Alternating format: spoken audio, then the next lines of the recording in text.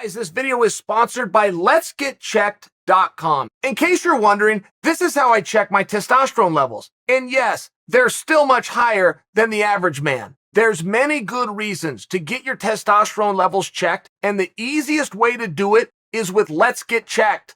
Let's Get Checked manufactures their sample collection kits at their accredited facility. Your samples will be processed by their network of highly accredited, best-in-class laboratories, and there's a team of physicians to review your results. Here's how it works. Choose from a wide range of tests to cover your health needs. Order with next-day delivery and avoid sitting in a doctor's office. Activate your test and collect your sample in the morning and return the same day using the prepaid shipping label provided. Once your sample arrives to the lab, confidential results will be available from a secure online account within 2 to 5 days. With over 2 million tests performed and over 127,000 infections detected, you can take control of your health today by visiting letsgetchecked.com. Promo code Chael30 will save you 30%. You can also order a free test with the promo code in the description below to test out their service for yourself. All right, let's talk Kayla Harrison. So, as you guys know, I'm a Kayla fan, right? I'm an Olympic fan, though. I feel as though she's a hero to the country for bringing home gold medals. So, Ali came out and said that Kayla Harrison is Ronda Rousey 6.0. On the skills, I'm starting to see it. And it was very hard to see how good Kayla was early on. She just wasn't in there with opponents that could push her, right? Every fighter will have plan A. Every fighter. When they're forced to go to plan B, that's when you see who the greats are. And I can even remember it with George St. Pierre specifically, take everybody down, beat him up from there, ends up in a fight with Matt Hughes, can't take him down, kicks him in the head, knocks him out, leaves with his belt. And all of a sudden you go, whoa, right? This guy's plan B might be better than his plan A. He just doesn't know that. But all of the greats have that in common. Khabib's big crowning moment. In many ways, Khabib's crowning moment where we all saw is when he sends Conor head over tea kettle in the boxing range right after Conor just went 30 minutes with Floyd. I mean, it was one of those things where you go, this guy can do it all. I can remember Randy Couture when he caught everybody's attention. He was already the champion of the world, but he took everybody down and pounded on them. He fights Kevin Randleman, who took him down. And Randy didn't even finish the fight with this, but he spun into an armbar. And he had Randleman. He had the armbar. He didn't finish the fight, but that was showing another element in another dimension. And Randy got a lot of credit and a lot of respect for it. Okay. Kayla Harrison hasn't had to do that. She still has not had to do that. She is choosing to go out in some of these contests and show gains. It's just more difficult to do. She is overwhelming. At 155 pounds, she's hard to get excited about only because where is she going to go? How is she going to prove this? UFC, by example, doesn't have a 155-pound division at all. PFL, which does contest 155 pounds, does not have a body, enough bodies, to have what we would consider an entire division. 155 pounds globally does not have a ranking because they rank the top 10 and they can't find 10 contestants that can fog a mirror to write their names down on a .com that nobody reads anyway. None of that is Kayla's fault, and none of that was Ali's point. Ali's point is this girl is better than any other girl to have done it. Question is he right? I'm starting to see it. I am starting to see it. And Ronda Rousey, in many ways, was a good armbar, a nasty competitor, big drive, but she was a media darling. She had opportunities that isn't something you can just go copy. It's not something Kayla can sit down, study, and then go emulate. It was right place, right time.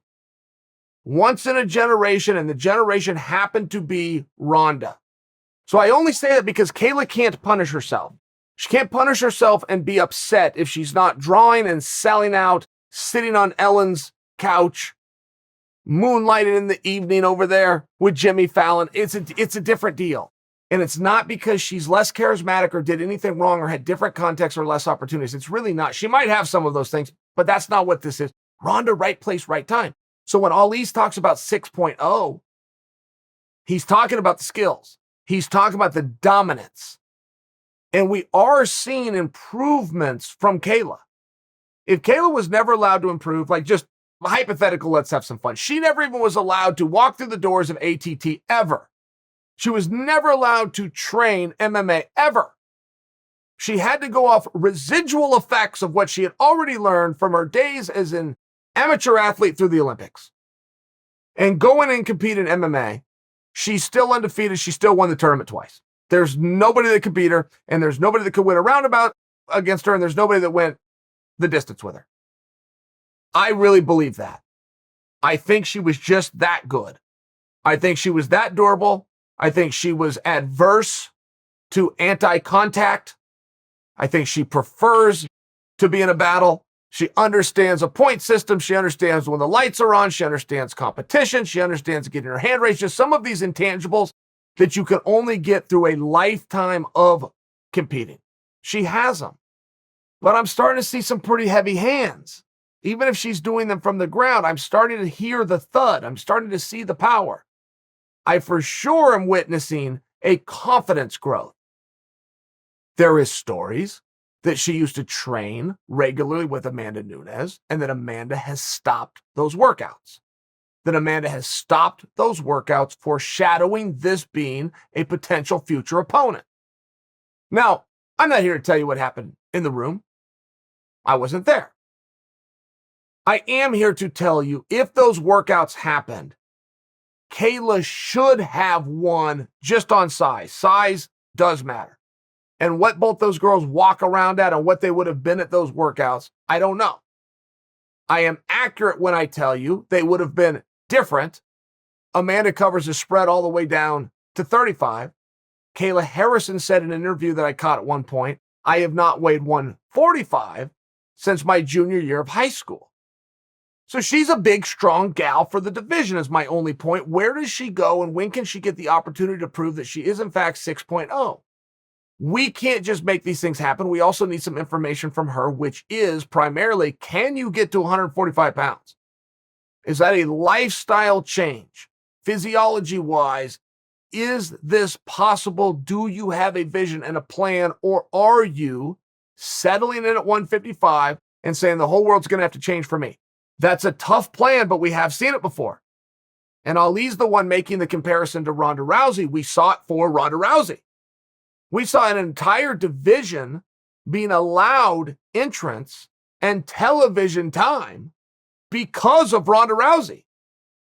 So it's not as though this is unheard of. It's not as though this is impossible. There has to be a stardom. There has to be an interest. I feel as though Kayla is on her way to that. To fast track it, she would drop to 145 pounds. That is personal between her. I will never ask her. If she was my guest right now, I would not say, what do you weigh? When are you going to be 145? But I will listen for when she offers that. And if she does, Kayla 6.0 could well be on the fast track to being the next Ronda.